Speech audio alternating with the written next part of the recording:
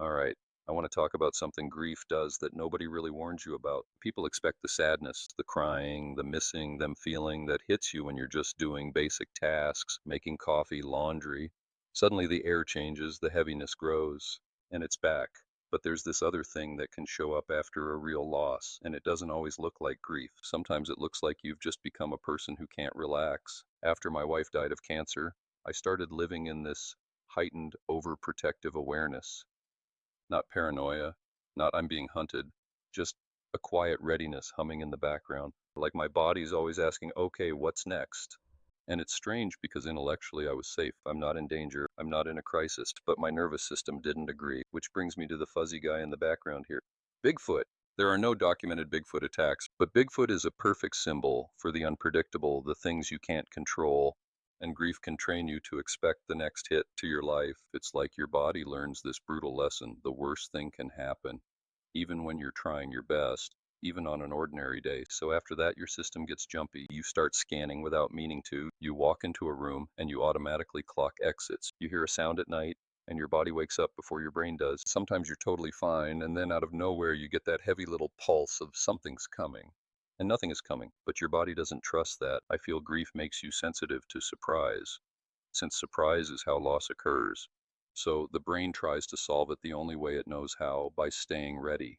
Like some part of you says, if I stay alert, I won't get blindsided again. But here's the trap: staying alert doesn't prevent the hard stuff. It just makes you tired. It makes you live like you're walking through the woods at night with your shoulders up, gripping a flashlight, waiting for something to step into the beam. For me, that something became Bigfoot, or sometimes a grizzly, just something. Even when I'm standing in a perfectly safe moment, my body acts like I'm about to be tested. So, what do you do with that? I'm still learning. But here are a few things that help me, even just a little. First, I name it. Not I'm in danger, but my body thinks I'm in danger. That one sentence separates what's true from what's loud.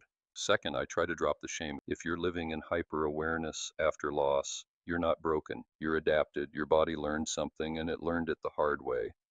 Third, tiny proof.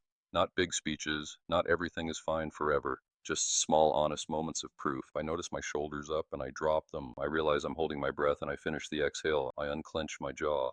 I look around and say quietly, right now, in this exact moment, I'm okay. Not tomorrow, not forever, just right now, because grief may pull you back to the past or drag you into the future. It loves to make you replay or rehearse trauma. Bigfoot loves the future too. Always around the corner, always just out of sight. But the corner isn't hurting you. This moment isn't attacking you. It's just a moment, and you're allowed to exist in it without bracing. Bigfoot can keep watching back there, but I'm not giving him the keys, not today. And if you're in that same place, living with that constant scan, that constant readiness, just know it makes sense. It's a normal response to an unexpected loss, as well as the resulting grief, loss of identity, loss of purpose. I'm assuming some or all of you have gone through variations of these feelings.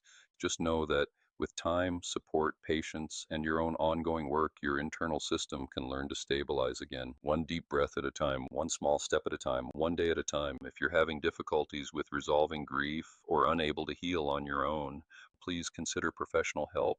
Talking with a therapist helped me out of a very deep and dark hole in my life. I personally believe it takes courage and strength to ask for help, especially since I was one of those people raised to believe that people should keep problems and emotions to yourself. If that's your upbringing, please reconsider it. Thank you for being here today. If any of this was helpful, please tap the like button and consider subscribing. It greatly helps us build our channel and reach more people that could use this space.